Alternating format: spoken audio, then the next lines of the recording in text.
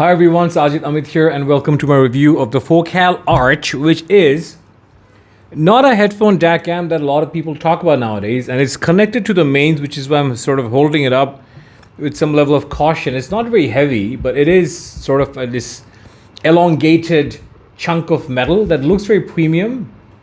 At least I think it looks very premium because it has this premium minimalism, which I like about a lot of audio products. It's black and it's got this beautiful white Focal logo.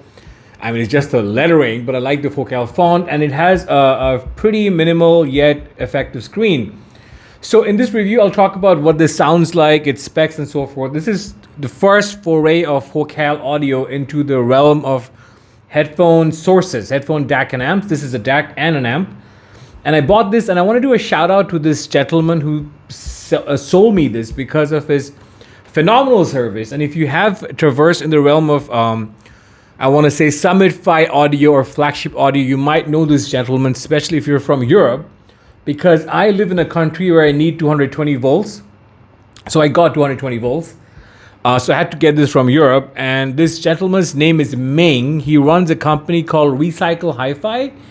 And Recycle Hi-Fi is based out of Paris, France. I'll leave links to Recycle Hi-Fi's Facebook page, and I'll leave a link to Ming's WhatsApp in the description section of this video. If you want to get in touch with him, do tell him that Sajid sent you. He's great to work with. He ships very fast. He often tries to give you discounts, and to some extent I feel like from a lot of people I've spoken to, he does give some of the best prices in the business. So that's Ming for you, Recycle Hi-Fi. So he sold me this, and I've always wanted to use this because I'm a huge fan of Focal, guys. So this review will be broken into three sections. First, I'll talk about my love affair with Focal and why. And second, I'll talk about its specs. And third, I'll talk about its sound quality. So my love affair with Focal will be known to some of you if you have followed my work for as long as I've been doing this. Like you might have seen that some of my heavy hitting videos feature Focal headphones. Like I think one of the best viewed video that I produced is titled Why I Increasingly Like the Focal Utopia. And this is not the current Utopia model.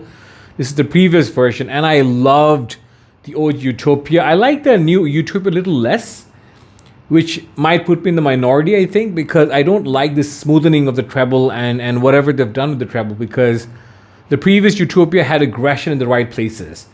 Having said that, I've long loved Focal, as also might be evident from the fact that I still have the Focal Clear, which honestly I think is still one of the best headphones on the planet, the Focal Clear OGs, because it's the most natural and neutral sounding headphone.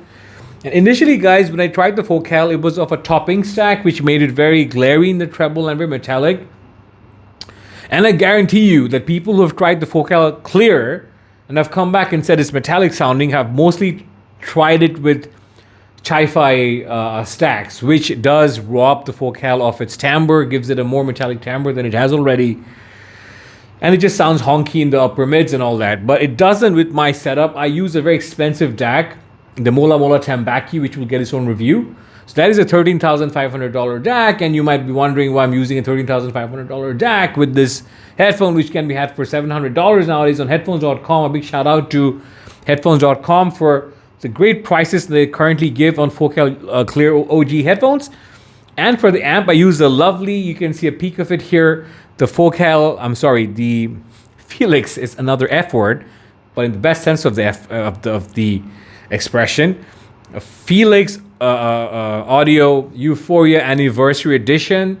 Felix is more recognized for the OTL amps, and the OTL amps I think are much better than the Transformer couple amps, and this I think is their magnum opus of their OTL amps. It's just wonderful.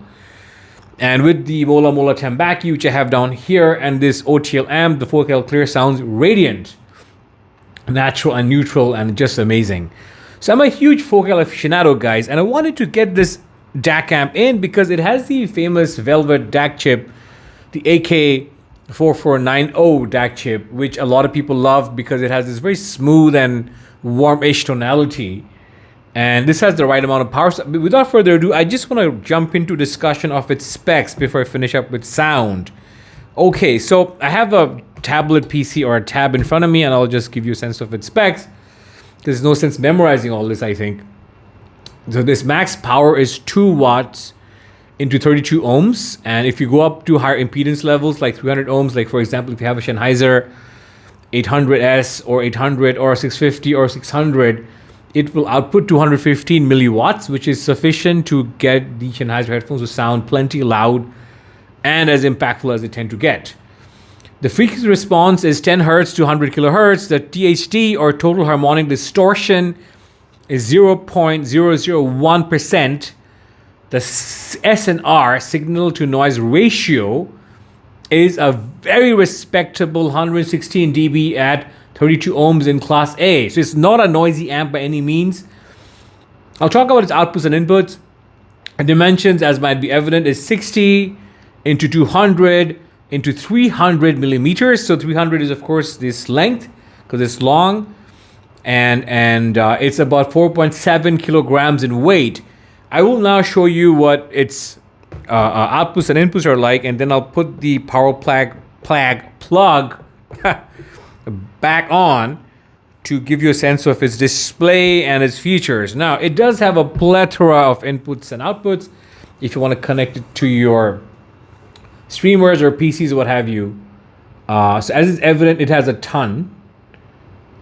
So I'll just look at it while I'm speaking so I can give you a sense of what the inputs it has. So it has a coax, it has a Toslink, it has a USB-B, it has a separate USB for updates, software updates, which I haven't tried yet, to be honest. And then, of course, for inputs, it has analog inputs, right? So you can pair this with a different DSC. These are the analog inputs, and I have driven this off my more expensive Mola Tambaki DSC. And in terms of outputs, it's pretty standard. It's got its XLR outputs, and it's got its single-ended RCA outputs, right?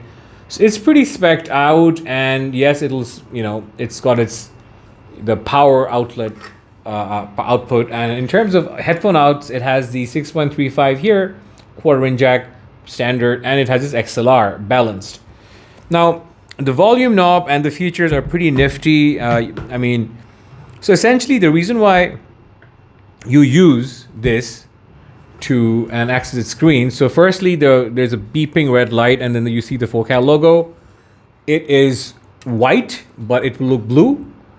And so the lettering is all white. The font it's somewhat of a retro vibe to the fonts. But so you use this, of course, to increase your volume, and then if you click this once, you get into the screen, right? So I don't know if you can see this. So you can decide what input to use here, right? And so on and so forth. And you would, of course, it's pretty self-explanatory, so I don't want to get too far into the weeds with this display. To talk about its sound, guys, it's very difficult to compare a DAC amp solution that's not very recent and at the same time persuade you guys of its relevance, because audio is, of course, a hobby where things become yesterday's news very easily and very fast, and you get so many DAC amp solutions, all-in-one units coming out recently that it's very easy to get confused and then forget about something like this. This is still a very relevant DAC amp, and it's mostly because of its sound, not to mention its form factor. It's stunning, I think, in its simplicity and minimalism. The sound quality is exceptional. To start with the bass, I find the bass very complementary to the Focal bass because the Focal headphones have a lot of punch, and the punch might be overwhelming for some. So while it doesn't rein in the punch per se, it adds a certain element of smoothness to the bass, right? So if you hear the Focal Utopia, it punches hard, although it doesn't have a lot of sub-bass extension. What this does, though, it has filters built in for Utopia, as it does for Clear and the Stellia and the Illyr, which is the four headphones it has presets for. So with the Utopia, the sub-bass sounds more extended. Moving on to the Focal Clears, if you use the preset, because the Focal Clear has great sub-bass extension, it doesn't bother with the sub-bass, but just makes it ever so tighter, slightly tighter in the bass. Bass itself is beautiful in its tightness, in its level of detail, in its level of clarity, in its level of realism. Mid-range is, I think, where it has a bit of magic because of the AK4490 chip. I dare say it sounds analog-like. I have used the Hall Audio May for 3 years, and I've often had a lot of dinner flip DACs in my system, so I know what good R2R DACs sound like. This does remind me of those DACs because the mid-range is a bit lush, it's a bit held back, so you get the sense of depth, which really works with these 4Cal headphones because a lot of them have pinna gain, especially the 4Cal Clear has pinna gain. So it just has the right amount of balance with the pinna gain, so for vocals don't sound very up and close to you, but they don't sound very distant either.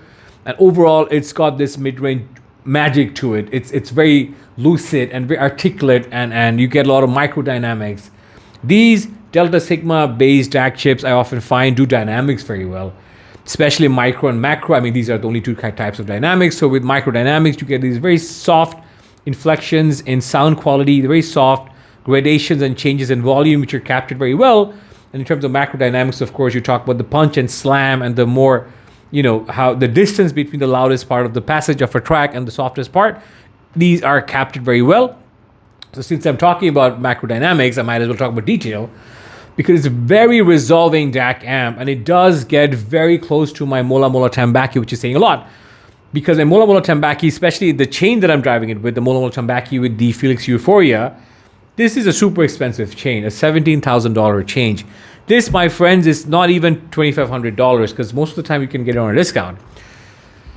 This here is almost, it's mind-bogglingly more expensive, right? It's probably like 6 times more expensive than this. But I do think that this retrieves about 90% of, or maybe not 90, maybe 85% of the details that I get with the other chain. However, that 15% will matter to you if you're used to Summit Fi, because you'll hear that.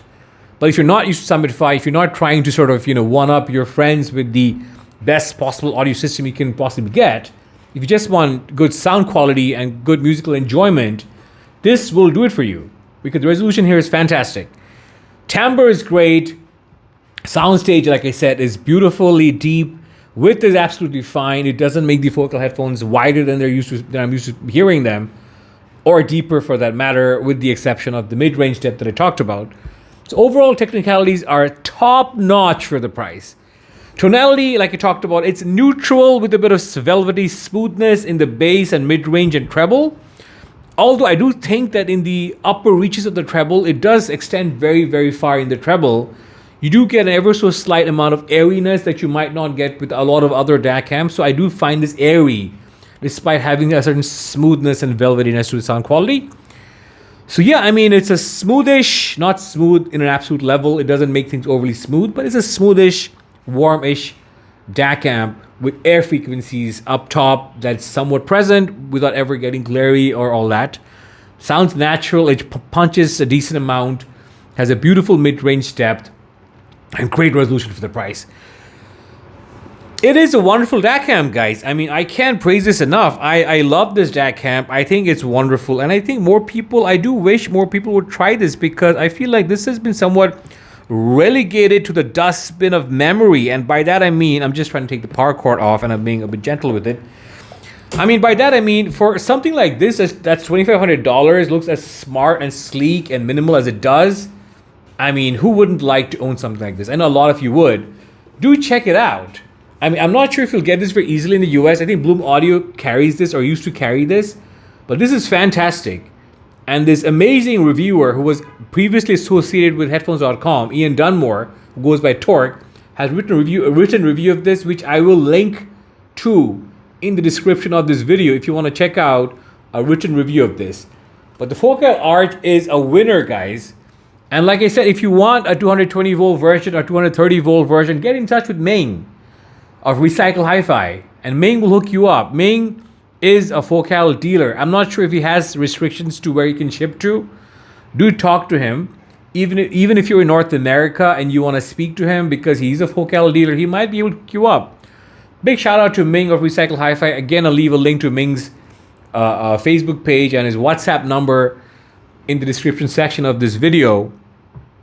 The 4Cal Arche for $2,500, and mind you can get it for cheaper because they're usually discounted, is a great DAC amp, and I recommend it strongly for its price. That's it for me, Sajid. I'm signing out, and stay tuned for the next one. Bye-bye.